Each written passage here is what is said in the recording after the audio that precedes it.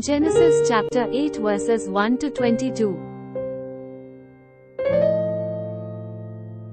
Genesis chapter 8 verse 1. And God remembered Noah, and every living thing, and all the cattle that was with him in the ark, and God made a wind to pass over the earth, and the waters as swag.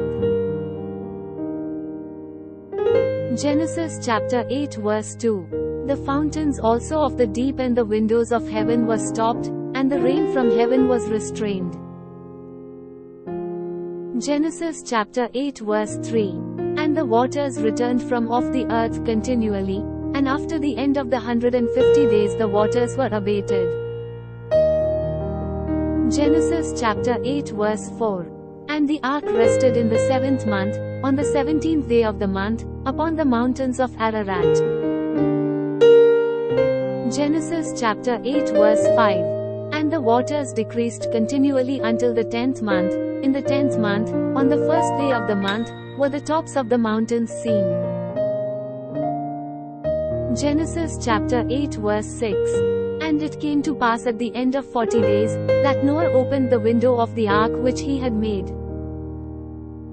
Genesis chapter 8 verse 7. And he sent forth a raven, which went forth to and fro, until the waters were dried up from off the earth. Genesis chapter 8 verse 8. Also he sent forth a dove from him, to see if the waters were abated from off the face of the ground. Genesis chapter 8 verse 9. But the dove found no rest for the sole of her foot, and she returned unto him into the ark, for the waters were on the face of the whole earth. Then he put forth his hand, and took her, and pulled her in unto him into the ark. Genesis chapter 8 verse 10. And he stayed yet other 7 days, and again he sent forth the dove out of the ark.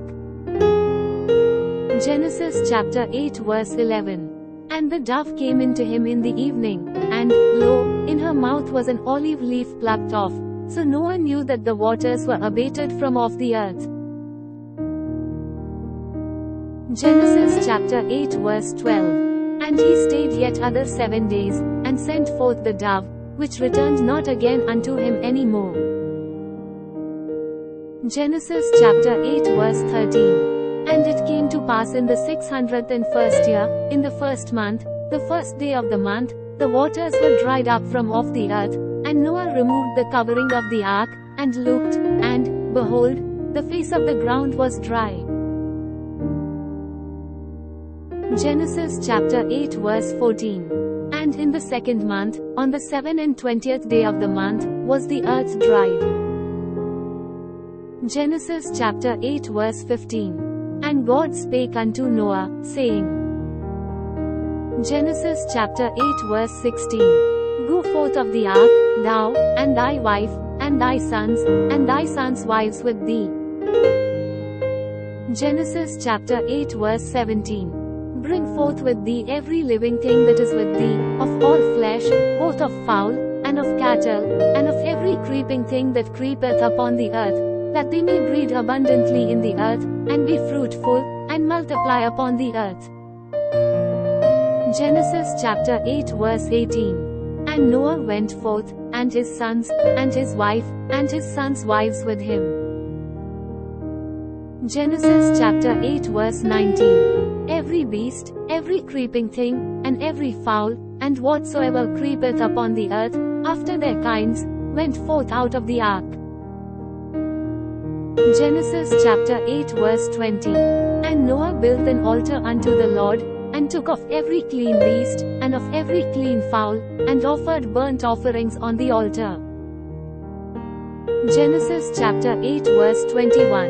And the Lord smelled a sweet savour. And the Lord said in his heart, I will not again curse the ground any more for man's sake, for the imagination of man's heart is evil from his youth.